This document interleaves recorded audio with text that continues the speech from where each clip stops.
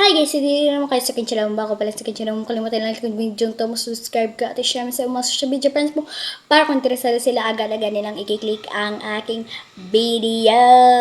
So ngayon ituturo ko naman sa inyo ngayon paano mag-trim ng video sa CapCut. So kung interesado ka, just keep on watching. Oh yeah!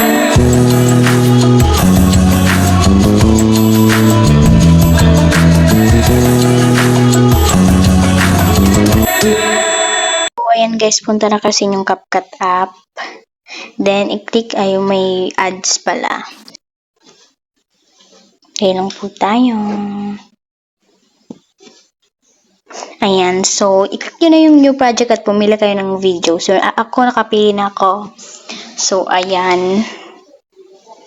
So, hinaan ko lang yung volume ng video para hindi nyo marinig yung sound. Kasi copyright yung sound nito. So, madali lang po mag-trim ng video. So, yung means po ng trim is i-cut. So, yun na tong split.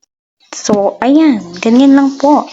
So, unwanted scenes ninyo, i-trim nyo lang po, then delete. So, ganyan lang po.